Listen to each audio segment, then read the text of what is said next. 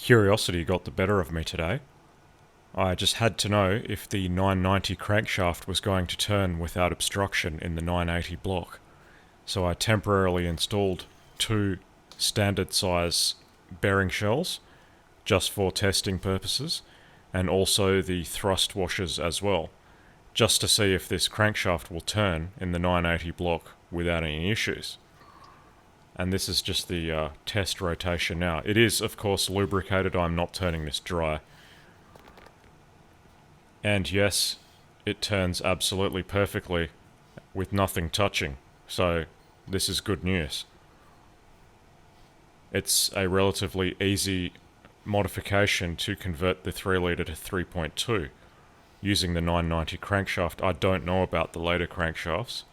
I think after 1995 you have to get a different flywheel because the bolt pattern has changed, among other things as well.